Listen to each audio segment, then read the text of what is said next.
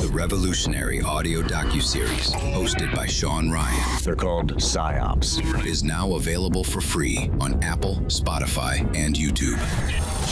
Target Intelligence, PsyOp, an Ironclad original. It was less than 48 hours after our Afghan withdrawal that 150 Chinese nationals flew into Bagram. We know that with the border crisis that we've had tons of Chinese nationals come through, tons of Middle Eastern men, and they haven't been the focus for us. We slept on them for so long, and I don't think it was an accident. The opinions of the guests and host are their own and do not represent the opinions of Ironclad, the Border Patrol, or the Department of Homeland Security.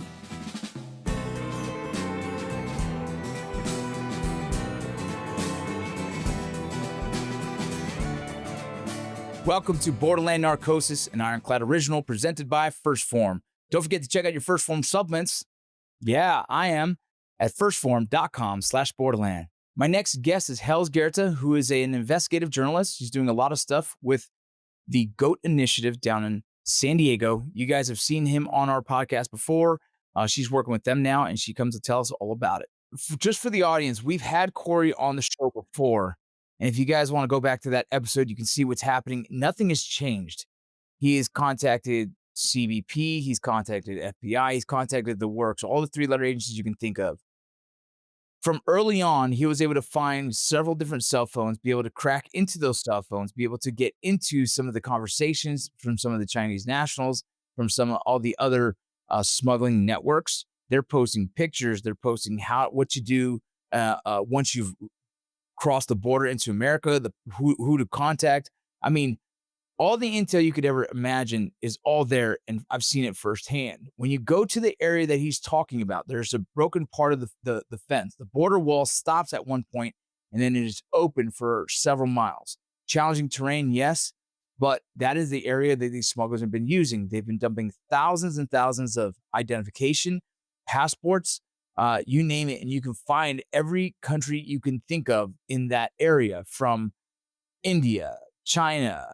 I mean, everything you can think of, you can find there. And so recently, there was a video that I wanted to kind of talk about, footage. It looked like there was some border or Mexican military kind of crossing into that area. And it's something that you talked about, correct? Would you be able to explain exactly? And the thought is that it might be CJNG, maybe? Is that correct? Yeah, you are. That is correct. There's only so much we can say about it at the moment because there has been an open investigation. So, which is good, right? Which is good. And the problem is that exactly, we don't know if that was the Mexican military, which is still concerning. That's still an issue. Again, there's a lot that we can't say, but we also don't know if this was something a bit more nefarious, with CJNG being known to put on a Mexican military uniform. What were they doing over here? Well, it appeared with extra footage that we were able to view that they were rattling door handles of just American civilians. Yeah, it was a pretty scary and egregious act, and how that came about, the authority that was given, again, that's part of the ongoing investigation. But an issue, because like you said, we do have these open portions of the border, and I don't know if this specifically was the portion you were speaking about, but there is this open corridor of the border that I will be out there next weekend again, actually, and I visit every time because we do a lot of building relationships with civilians and stuff like that who give us amazing intel. But there's this specific area of the border where it is open and there's a promise to, build the wall or whatnot. But we know, because we've been on the ground speaking with these civilians, building trust, whatnot, which is something that our special forces does overseas. Like we know how to do this. I don't know why we're not doing it in our own home, but TGI has been doing it, building these relationships. So we know, because of these civilians, that this particular open corridor at the border has been known to have tons of Chinese nationals come through, tons of Middle Eastern men come through. I mean, it's incredible that while we're still waiting for the wall, okay, why is it not even being patrolled? Right? And so this area, to speak on the Mexican military, again, I wish I could give you more information, but at this time we've kind of been, we have to kind of shut it down a little bit. But we've seen them before getting very close to our border in this particular area. So it is a problem. It is something that is completely missed. I always like to say that the GOAT initiative has really stepped in where Washington has slept. And it is a great frustration, and it should be a great frustration for all Americans. Absolutely, especially when currently right now, the big claim to fame right now for the Border Patrol and the Trump administration is that the border is pretty much shut down. But there's still these areas like this that are pockets come through. And I've seen the videos on the GOAT initiative's social media.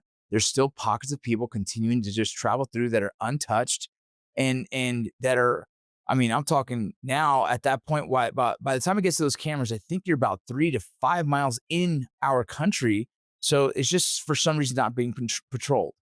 You mentioned something earlier, and if I ask a question that you don't feel comfortable answering because of the investigation, just let me know.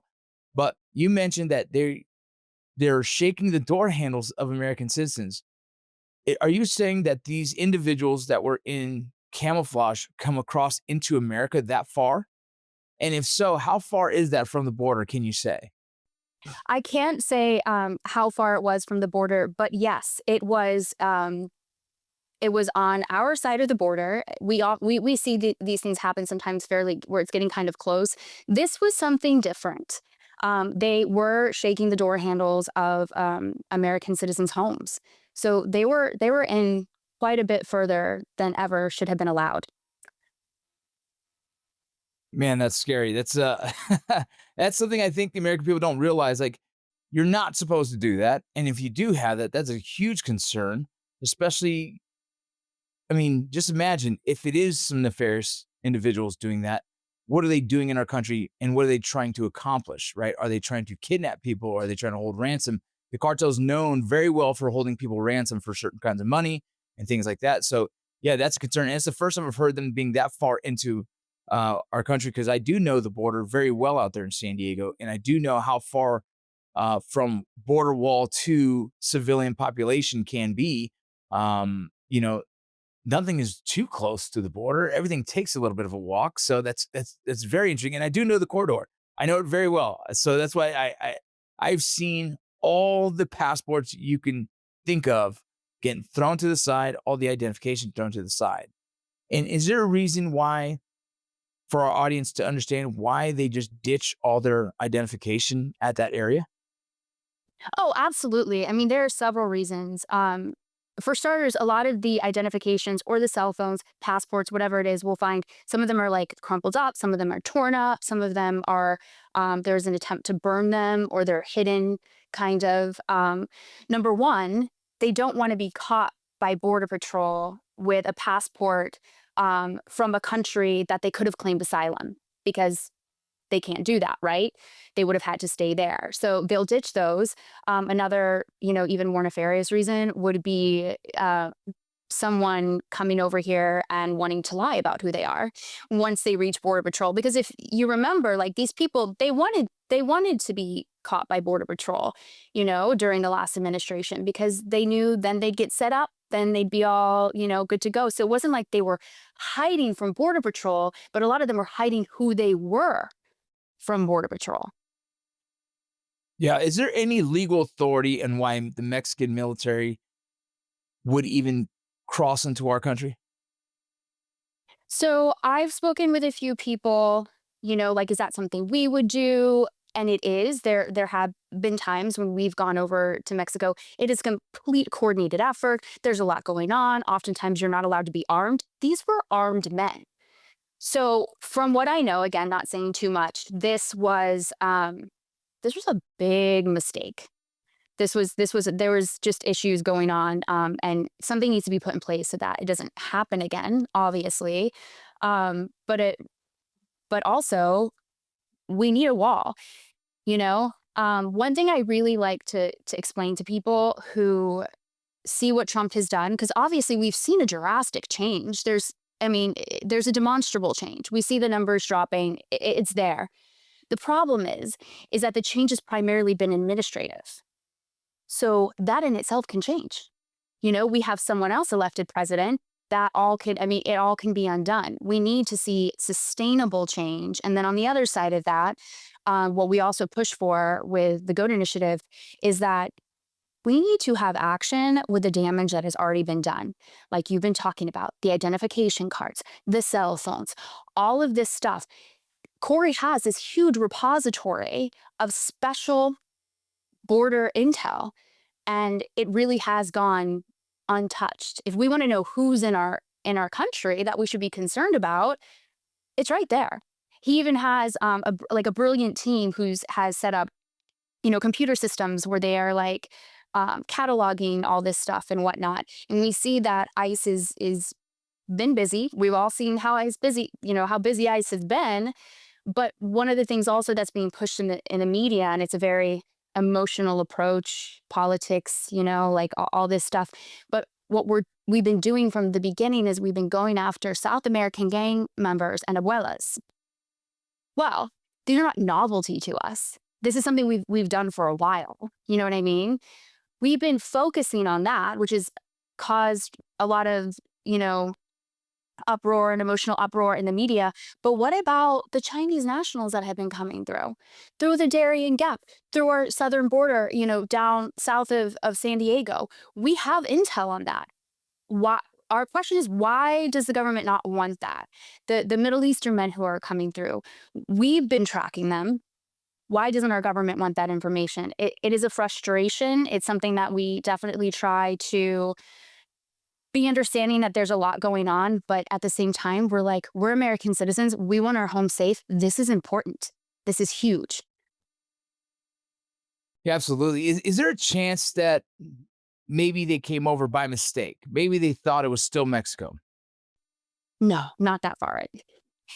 Not that far right. I know where Mexico is. You know what I mean? When I'm on the border, I will cross over, and I'll probably cross it. I'm not saying that anyone else is crossing over, but I will cross over into Mexico. I do it all the time. I know when I'm in Mexico. I don't care what part of the border I'm at. I know. They knew.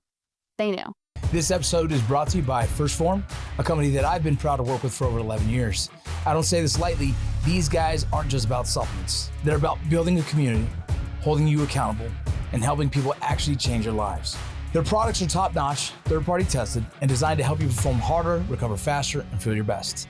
And if you haven't tried their protein sticks, well, you're missing out. They're great, packed with protein, convenient, and ridiculously good. Right now, they have an exclusive deal for Borderland listeners. Buy any First Form product and you'll get a free 5-pack of protein sticks with your order. Head to firstform.com/Borderland to claim your free pack while supplies last. Again, that's firstform.com/Borderland. Purchase any product and get a free 5-pack of protein sticks. Trust me, they're worth it. Yeah, it's interesting. When I was there, I've seen passports from every Middle Eastern country you can think of. China, Taiwan, everything you can think of. And I was always curious. When I was there, I was still working for CBP, and I even brought it up to them. And it felt like originally they thought Cory Goodrow and the GOAT initiative was just some crazy rancher who was just kind of like independently trying to stir things up. But still to this day, has the CBP taken notice to it? Has the CBP or the Border Patrol done anything to help the initiative or support him in any way? It's a good question. Well, I'll answer it this way. When Cory or the GOAT initiative have someone on video, when they see that people have come through because they're coming through, he is in contact with them. He does let them know. He gives them their coordinations, all of that. So the GOAT initiative does their best to work with Border Patrol, HSI, all these other agencies. It's not something,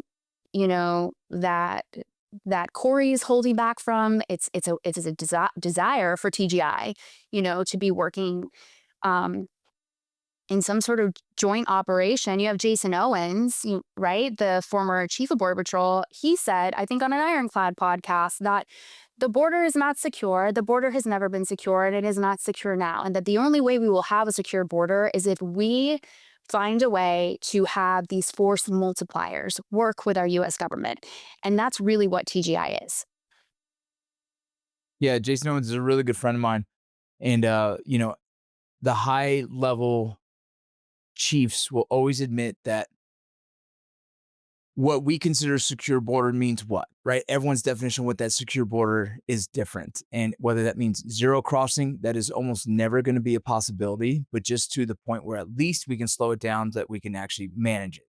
The hard thing about San Diego is not only that you have corridors like this that are, one, they're hard to navigate. To get to some of these corridors, it can take a while to get there because of some of the crazy terrain, up and down hills, challenging areas to see at night because there's no lights and whatnot. But on top of that, you know, there's tunnels. There's all kinds of other ways of means for them entering into this country that we have trouble identifying. And what's interesting to me is this is an area that we have been able to identify. You know, the TNG has done, the Goethe Initiative has done a really good job at identifying and placing cameras in locations so they can identify this. One thing that I'll mention that when I was still working for CBP was that what we noticed was there's some countries will not repatriate their citizens if they can't positively identify them. And so that's another reason why these people go ahead and ditch their credentials. So then you cannot positively identify what country they came from. So those countries won't take them unless they can be positively identified. So it's a weird loophole that some countries that we have to manage as immigration, enforcement.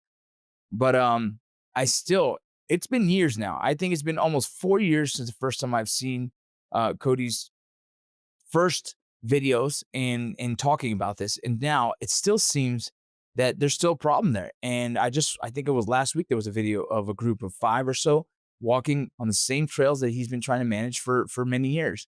And not to say that CP isn't busy with everything else they're doing.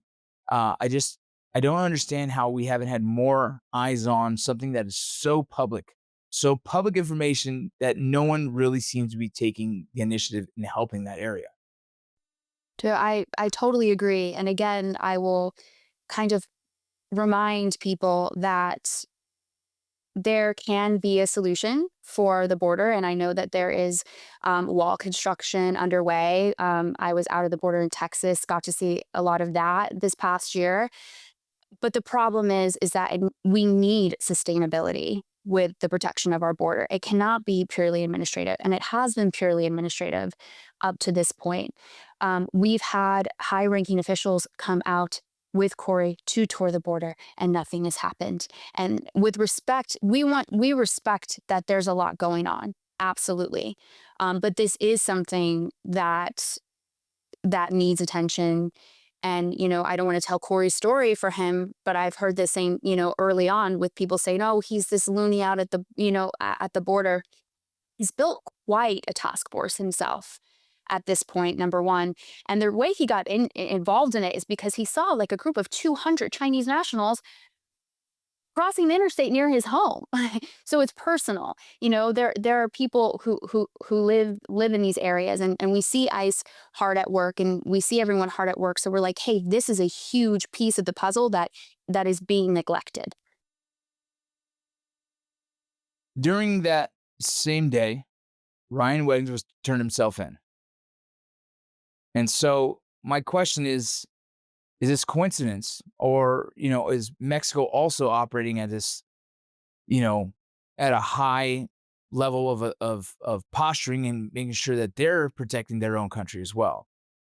I know there's a relationship between President Sheinbaum, and she's been turning people in as well from her side.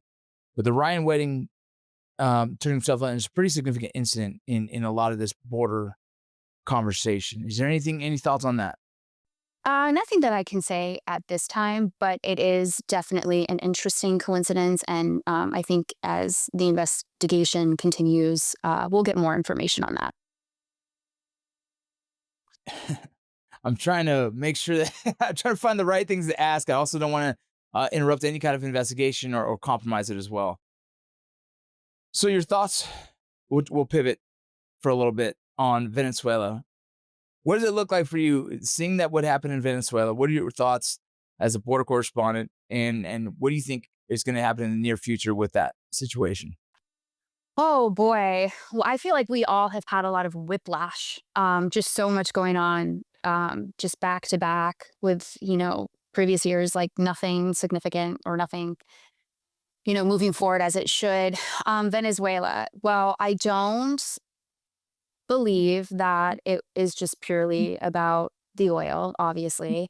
I think a lot of my work also I find ties everything ties into China, to be honest. They are they are a great power, and they are someone who has been very, just yesterday, I think that Xi Jinping came out and said, no, we're ready for us to take over the economy. Well, they've been poised to, right? And I think that's what we saw in Venezuela is there's a lot of Russian and Chinese activity over there. And China has been really, along with Russia, but they're kind of like, I don't want to say a sidekick. I'm not trying to downplay Russia, but they kind of follow along with where China's going. They work jointly. China has been in South America for decades with their Belt and Road Initiative, with BRICS. This idea to take over the global economy. So we have really, as a country, have really slept on that and allowed that to happen for a really long time. I've been covering BRICS and the Belt and Road Initiative for years. So when Trump came out just a year ago or right before he won the election and mentioned it, I was like, thank God. I think that's a lot of what we're seeing in Venezuela. I think Iran was also positioning themselves. Absolutely. And so you look at like Iran, Russia, and China. There's heavy collusion there. You know what I mean? And so it's less about Venezuela and more about them as a proxy. And that's what we were doing. I know everybody likes to scream, it's oil, it's oil. Another thing to keep in mind when it comes to something like Venezuela or these other situations is that never let a good crisis go to waste. It's never just one thing. I feel like people will, have intel about something that's it.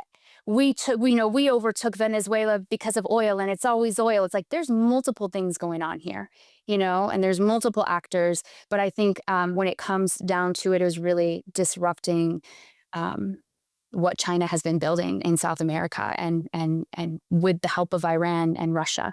So Yeah, it's they were definitely staging themselves as being a very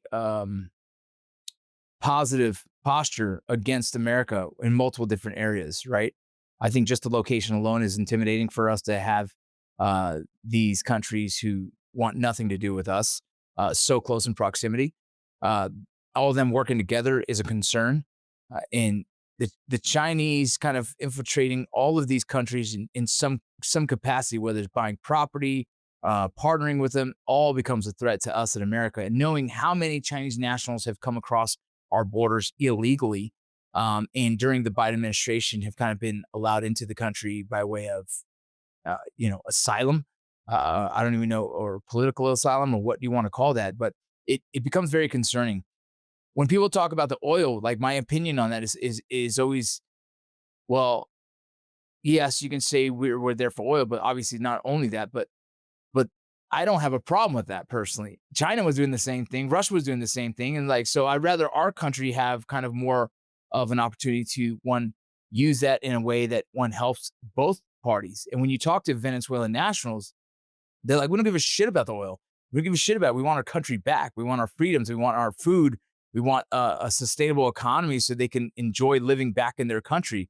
Their country was a great place at one point. It was the best living, economic system at one point, and then it all kind of came crashing down with these regimes that kind of took over. And so when people use that as an argument, right, it's always like, yeah, but you're seeing just you're looking for something to attack because you don't agree with the Trump administration. But the reality of it, there was a lot of good that came out of it, especially for the country of Venezuela. And hopefully, moving forward, it continues to help develop that country back into be a powerhouse of an economic. Essentially, it was just one of the better places to live for a lot of people at one point. And so it's fascinating that our American government, or American people, excuse me, um, don't necessarily agree with it because they only see oil, right? And they say the same thing about Iraq. They say the same thing about everything else is oil, oil, oil. but it's a pretty important element that helps with money and also those countries. So someone who's trading that fairly, it's not a bad thing. I don't see it as a bad thing, but I think people want to demonize our the current president in any way possible.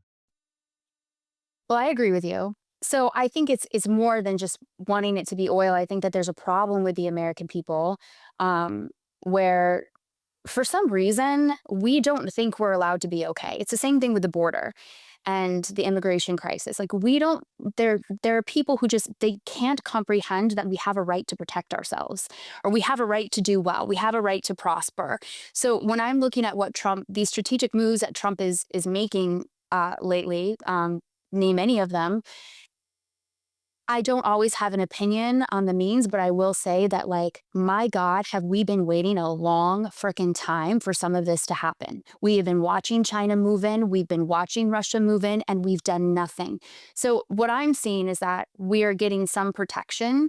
We're getting some reversal of the damage that's been done from previous administrations. So I'm with you on that. I'm with you. I just think that there are people who have just a propensity to constantly say America's the bad guy. Well, the fact of the matter is that it's not pretty for any country, right? It's not going to look good for any country when you're looking out for your own interest, and that's just how it is. But America is my home, and I don't want America. I don't want to see us do something unethical or whatnot. But there's been a lot of damage caused in South America. So it's not something that I would say I am upset about. I'm grateful that this administration is doing something where others have slept. I want to pause for a moment and acknowledge a brand that is doing something you don't see very often anymore. GhostBed didn't just sponsor an episode. They stepped up to support the entire Ironclad network, and that matters. GhostBed is built by people who care deeply about quality. It is a product-first company. Their mattresses are made in America, engineered with advanced cooling technology, breathable materials, and zero shortcuts. They have 3 different collections to choose from, and they've built an online sleep quiz so that you can dial in exactly what works for your body. And behind it all is a real in-house team of sleep experts, never outsourced. Right now, we have an exclusive offer for any of our listeners that beats any other discount out there. Go to ghostbed.com/Borderland and use code Borderland for an extra 15% off site-wide. I've got mine. Now it's time for you guys to go get yours. Go to ghostbed.com/Borderland. So I wasn't going to talk about this. I try not to too often, but because it's such a divisive conversation, but I feel like we can have this conversation and I guess I don't get canceled again. Okay, I'm ready for it. Yeah, I'm always okay. I come from a background of communications, right? The PSYOP background, the journalism background, all these things that I kind of look at how the media spins narratives. We're in a time right now where the media tends to the left goes one way, the right goes the one way to extreme, and I feel like we don't have fair discourse. And let's use the CBP or ICE agent who shot that woman in the vehicle. Mm. We have, and now I don't ever want to Monday morning quarterback a law enforcement officer's action, because it's hard for any of us to kind of dictate what he was in the moment, what happens 10 minutes before that, an hour before that kind of raises heightened awareness. But in that moment, when it happened, the scenario, we all saw the video. My biggest problem was that one side of the narrative, from Kristi Noem to the president, would say he was dragged. And I felt like that was unfair. That was an unfair use of inaccurate language. And on the other side, it was like, he's a murderer. And I feel like that as well is unfair and inaccurate wording of the situation. I feel like it was somewhere in the middle. For him to take those shots, I can't say whether they were justified or not. I felt a lot of law enforcement officers would say the first shot, potentially the several others, maybe not. I would tell you that I've always trained to shoot enough to eliminate a threat, to stop the threat. So you can't tell someone to take one shot and hopefully that was enough. And so it's a very challenging topic. My biggest problem was how both sides use unfair language to help promote their narrative, and which makes it, I believe, the public loses trust in both sides of that conversation, or they own that conversation and they run with it, which I think is also not honest. I want to know how you think, someone who's in journalism, someone who sees the narratives that are being spun left and right, how do you feel about when our administration kind of uses inaccurate language, and how that affects the society around us as we're watching it on social media and the news? Yeah, I don't think it's helpful at all in that particular situation. I've spoken with some experts. I didn't cover it at all because it was just so outlandishly divisive, and it was freaking sad. It's sad. So I Yeah. think that when there has to be a centered place of honesty where we're like, this is sad. I wish it didn't happen. Before I want to figure out who's right, who's wrong, all that, like, can we acknowledge that this is tragic and on so many fronts and so many levels? And I think that would go a long way with people like Christine, like, this is tragic. We wish it didn't happen. Here are the issues, that we're seeing that probably contributed to those or to what happened. Obviously, ICE has been getting horrible threats. You know what I mean? Someone said something about, and I don't know, right? I hadn't looked into this. That this guy had, or someone else, or this particular, the man who shot her had been like drugged from a vehicle before, whatnot, whatever it is. I hate that it happened, but there's so much that goes into it. Um, you do have, I call it the spectrum issue, or a spectrum crisis, right? People feel like they have to be on one side or the other, like they just have to, or they're not being loyal, or they don't have a voice, or it's like this intrinsic need we have to be valiant and heroic and fight for something. So people just get like, very one way or the other, when, like you said, oftentimes the truth is somewhere in the middle. These are intricate situations. I don't think that he was dragged. And I think that's really unhelpful for our administration to say something like that, because there's someone like me who I'm not against ICE. I'm not, you know what I mean? I'm not whatever, but I'm looking like, hey, that's not true. You don't have to say things that aren't true. Say the truth. Number one, because it's the right thing to do. But now, someone who wants to support you, I'm looking at you kind of sideways, and I don't respect that. And also, you're, fanning the fumes for the left because they also didn't Yeah. see that. So it is extremely unhelpful. It's the whole situation, and even ongoing with this other gentleman. Um, you know, it's, yeah. I just think you're right, and I think the truth of it being like, this is sad. It's okay if it's sad. You Yeah. don't have to like this lady. You don't have Yeah. to like her lifestyle. You don't have to like anything about her. It just really sucks that it happened. Yeah.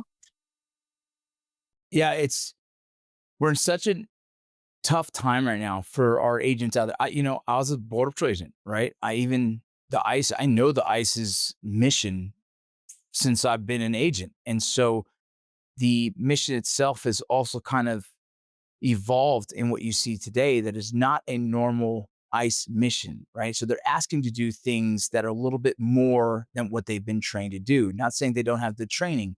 I'm saying it's a challenging time. And I think the foundation of this is still, I believe the American people are still confused on what immigration law is. And so Hmm. when you're confused on what immigration law is, it's all emotional. It's all looks bad. But if you go down to the foundation of what deportation is if you're here illegally and you haven't gone through the process of trying to become legal. And at that point, then if you are identified by way of maybe you got arrested for whatever reason, DUI, it doesn't matter, then you are, accountable for being deported at any moment and any time. And some of the American people and man, it is not easy to see. I'll tell you that it's not easy to watch. But if you are here illegally, it's just like you've broken the law. And so then you are accountable to being deported as well. For some reason, the American people who don't see it that way, like last night on the Grammys, you have every famous person saying something about this subject and saying, well, no one's illegal on stolen land. That's like the what everyone resorts to, this comment. But that's inaccurate when you say that. You know what I mean? We've established this country. This country's been here. We have borders like every other country out there who has border and immigration laws. For some reason, the American people struggle with understanding like this is part of the law. Now, on the flip side of that, some of the techniques that ICE has used can look very aggressive. And so, optics wise, I can see how that's hard to digest. But again, all the people who are going there to protest and I would say protesting is not an issue. You can protest all you want. But then when you have people trying to slow down, try to interrupt, a federal agent doing their job, that becomes a challenge. And what that's predicated on is them just not liking people getting deported. And that again is like, but that's the law. So it comes down to a point where the American society alone just really doesn't understand immigration law and the value of homeland security and how we have to keep our country safe.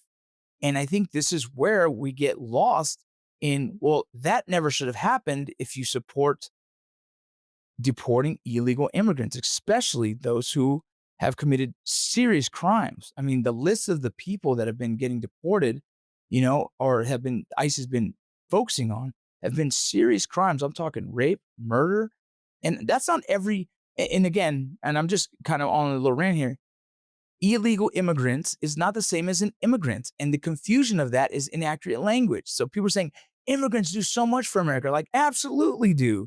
But we're talking about illegal immigration. And at some point, we have to protect this nation. And I think a lot of the stuff we're seeing now is just the lack of understanding of immigration law.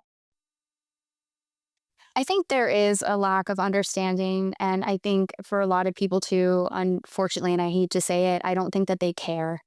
I honestly don't think they care. I think what we're seeing in America is this extreme effects of long-term privilege.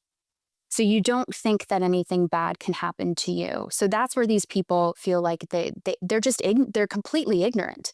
We really have been so privileged for so long in this country that we don't understand the realities of what can happen when protective covers come off.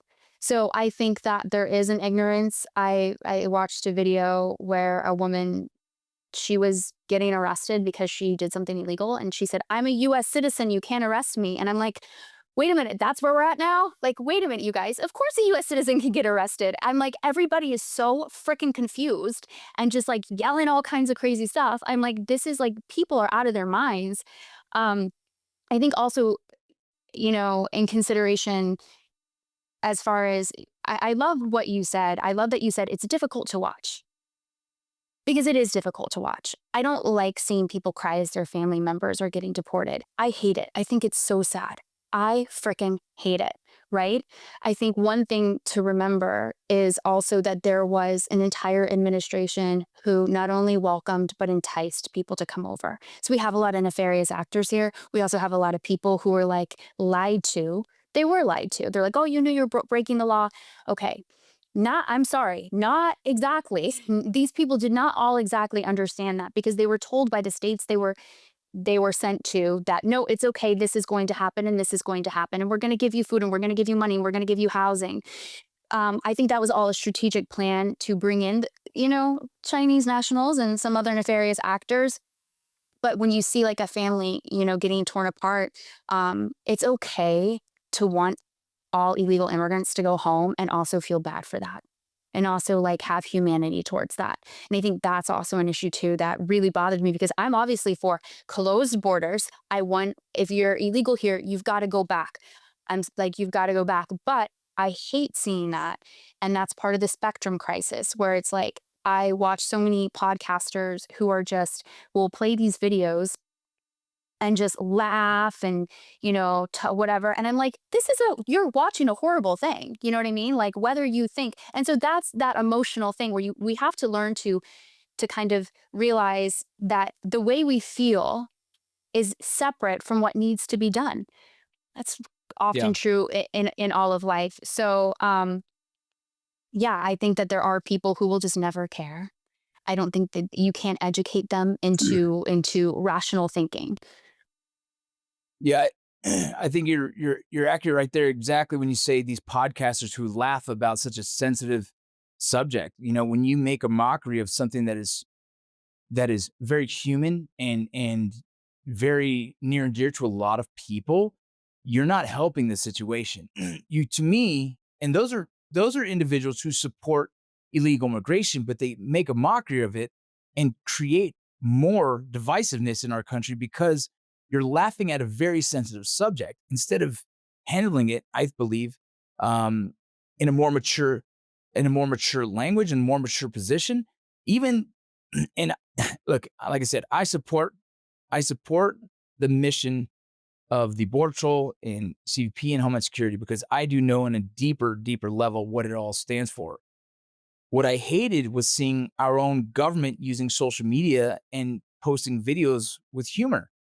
They too have now been part of the problem. You are now part of the problem by way of making fun of such a sensitive subject and now creating people who have to choose a line. Are you support or so are you for them or against them? Because we've created even more tension in a professional organization has become almost a teenage girl who's just spouting out emotional rants, right? And that becomes a challenge when our own agencies who are considered to be professional organizations use their social media in a way for humor. That right there is discrediting to what the value is of the agency and now creates more enemies. It's no different from when we were overseas in Afghanistan, Iraq, and you're doing missions and innocent bystanders might be lost. Well, you accidentally might have created future terrorists because they want revenge. And on the immigration conversation, when we start making people have to pick a side, you start losing people that might have supported the mission of immigration because now they're making fun of such a sensitive subject.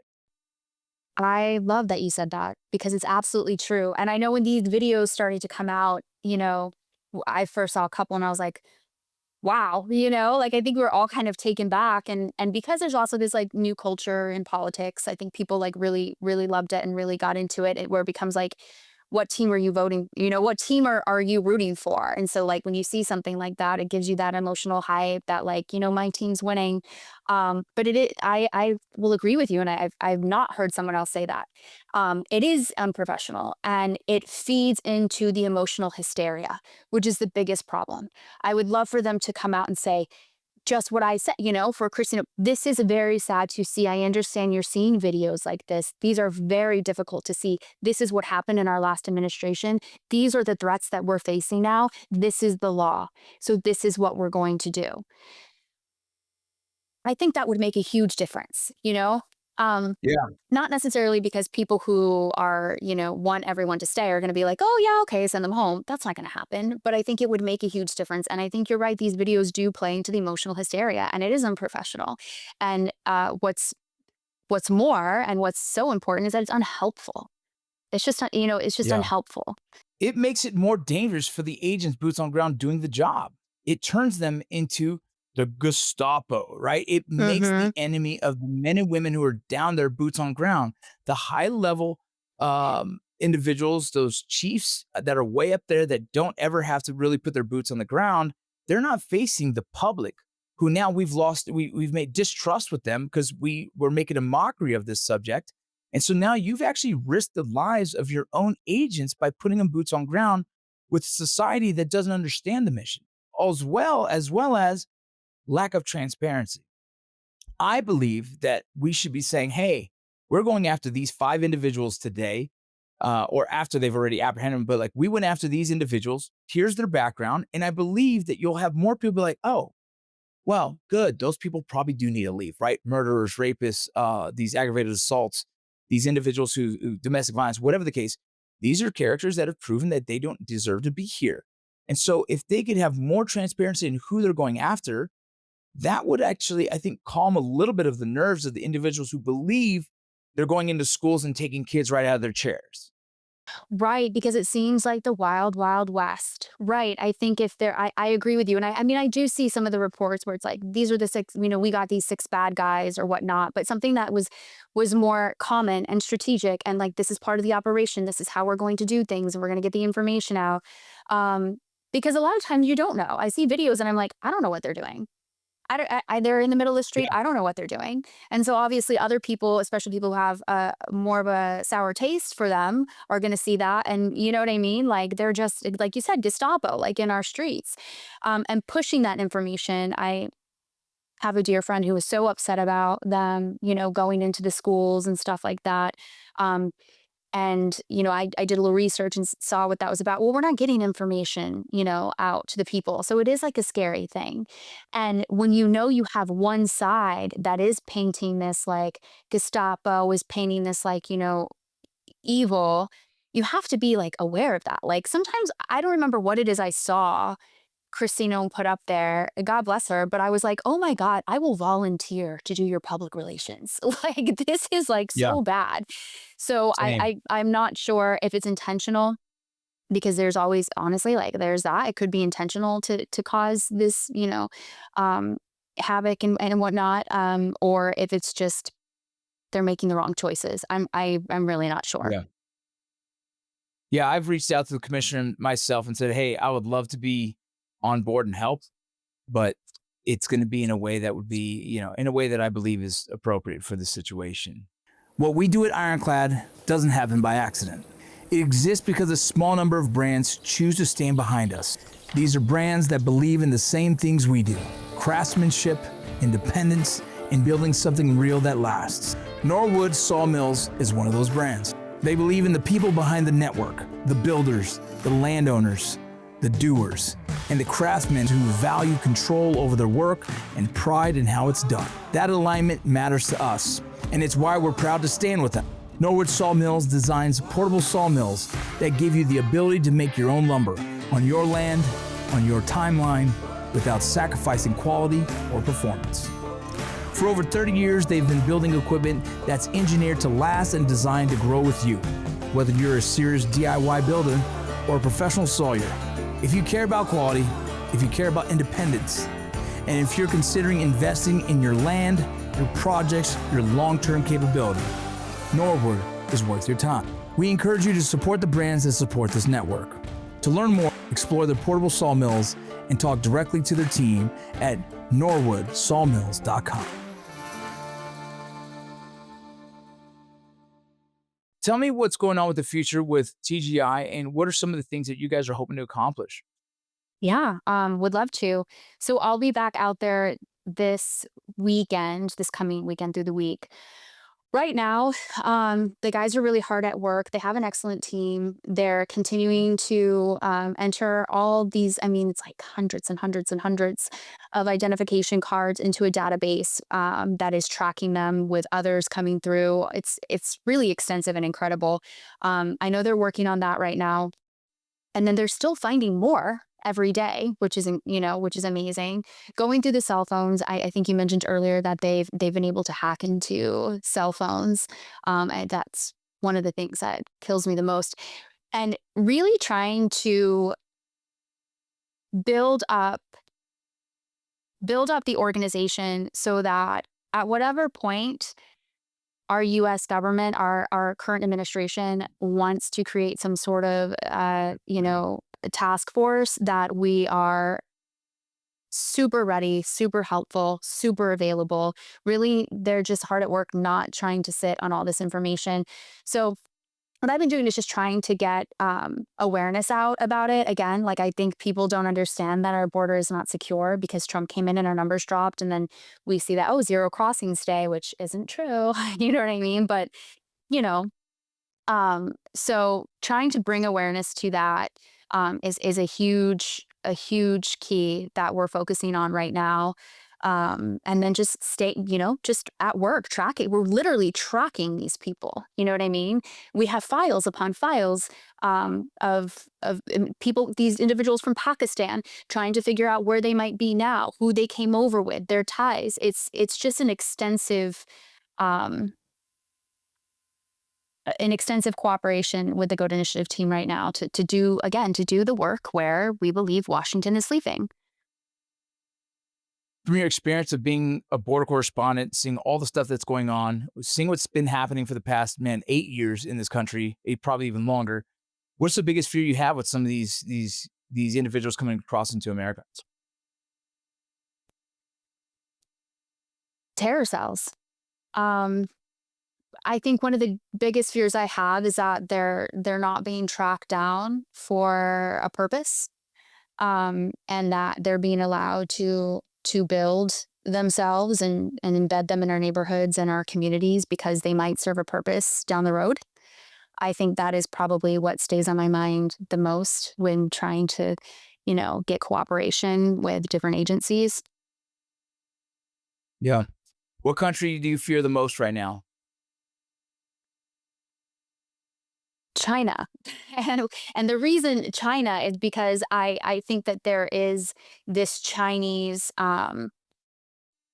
collusion with Islam, and I'll say this, and a lot of people are like, what do you mean? Like, what about the Uyghurs? And it's like, relax, Jack. Like, come on. We know that, everybody works together. Everybody has relationships, but I think it's really demonstrable with Islamic states and China right now, especially how they moved in immediately after the Afghan withdrawal. That was a pretty crazy thing to see. And right, they're the first country that recognized the Taliban. They've, Sarah Adams has been talking about this like unique training that they have going on with multiple terror organizations. Well, there's also evidence that China is not only providing communications for these training camps, but also operating for these training camps. And it would make sense because, yeah. So you probably know this, but a lot of people don't know this. It was less than 48 hours after our Afghan withdrawal that 150 Chinese nationals flew into Bagram, set up base. 2 weeks after, steady flow of Chinese nationals, and they've been there. So a lot of people are like, oh, well, they're protecting their assets. Okay, there's more going on than that. And since that has happened, we've discovered information that would lead us to believe or to really know that they are providing communications. So there is something going on there. We know that in this country, with the border crisis, that we've had tons of Chinese nationals come through, tons of Middle Eastern men, and they haven't been the focus for us. So I would definitely say China. We also saw cooperation in Venezuela, like with Iran there, so, Yeah. and again, with BRICS and with the Belt and Road Initiative. And just yesterday, I know I already mentioned this, them coming out and saying, okay, we're ready. Look at what's happening with silver. Look at what's happening with everything else. Like, we slept on them for so long, and I don't think it was an accident when you look at our different administrations. Even when you go back to Bush Senior, his ties with China, Biden, obviously, the wire transfers to shell companies. So I think that is a focus. I feel like it's a focus of our current administration, and I'm grateful for that because I think that it's gone on. It's done a lot of damage. So Yeah, it's interesting. You're the third journalist that I've interviewed, and everyone is focusing on China. Everyone is saying China's a threat. Ventura, he came on the show just the other day talking about China's involvement down in Mexico, and he's like really concerned about what's going on there. Steve Robinson talked about China. I mean, China is on the target list right now. And what I thought was interesting yesterday, I read Putin is pulling Russians out of Iran and just saying, hey, if America attacks you, it is what it is. They're backing off, which is an interesting thing because they work together really well, it seemed like, in other capacities. So for some reason, there is a shift happening with Russia. I'm curious to see what that's about. But a lot of things to pay attention to here in America, a lot of things to pay attention to in other countries and what's going on. I think the American people have to continue to dig into it, continue to pay attention to it, and continue to try and, hopefully we could make good choices that protects this nation, especially in the near future. Man, Hels, tell me what else you got? What else you got? As we come close to wrap, please let people know where they can find you, where they can see what you report on, and exactly, if there's anything else that you want the audience to research or be to follow, please let us know. Yeah, absolutely. Thank you. So I think I should know this. I'm pretty sure my handle on X and Instagram is Hels official underscore. And then my writing right now, I'm writing for the Rift TV, which can be found. I have my author page linked in my X bio and my Instagram bio at slightlyoffensive.com. Been doing work with them. And then the GOAT Initiative, I work with them heavily.